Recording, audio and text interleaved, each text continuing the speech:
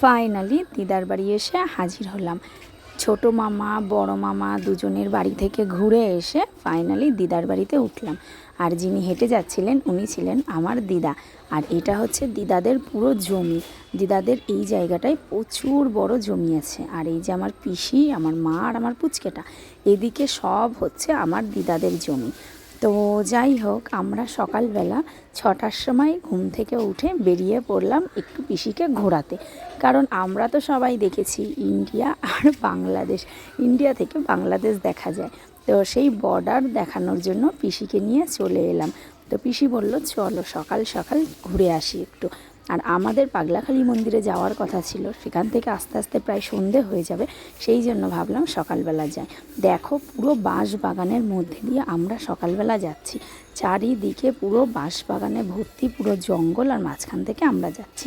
এই যে হচ্ছে আমার দিদা, পেছনে মা আছে আর পিসি আছে, আর আমার পুচকেটা তো আগে আগে যাচ্ছে। দেখো সকালবেলা মুখ চোখের অবস্থা, ঘুম থেকে উঠেই বেরিয়ে পড়েছি, না মাথা আঁচড়িয়েছি না কিচ্ছু করিনি। জাস্ট ঘুম থেকে উঠলাম, মুখটা একটু জল দিয়ে ধুয়ে নিলাম আর বেরিয়ে পড়লাম বর্ডার দেখতে। তো চলো তোমাদের সঙ্গেও আমি শেয়ার করে দিই এখানকার বর্ডার আর ইন্ডিয়া আর বাংলাদেশের মধ্যে ডিস্টেন্স কতটা সেটা। তো চলো, ভিডিওটা যদিও একটু বড় হয়েছে তোমরা একটু দেখে নিও। আমার গলাটা একদম ভেঙে গেছে, এত চিল্লামিল্লি হয়েছে, এত হইহুল্লোড় করেছি, ঠান্ডা জল খেয়েছি, এদিকে ওদিকে গিয়েছি, একদম গলার অবস্থাটা আমার 12টা বেজে গেছে। তো যাই হোক, এই দেখো এখানে হচ্ছে তার কাটা দেবে। সবাই জানো তার কাটা মানে এই জায়গাটা হচ্ছে তার কাটার জন্য এই পিলারগুলো বসানো হয়েছে।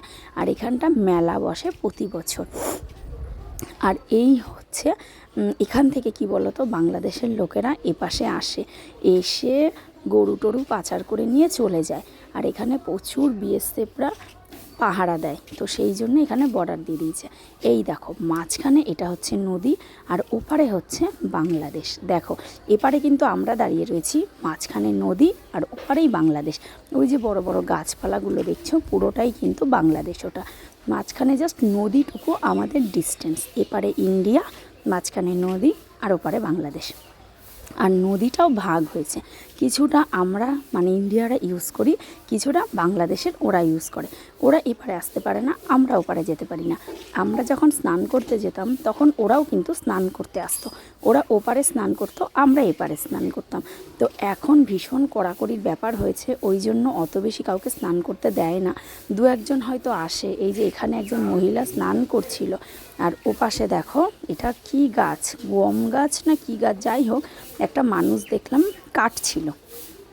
এই দেখো এপার থেকেও একটা মানুষ এই যে আসছে লুঙ্গি পরা, দেখেই বোঝা যায় যে বাংলাদেশে প্রচুর মুসলিম আছে।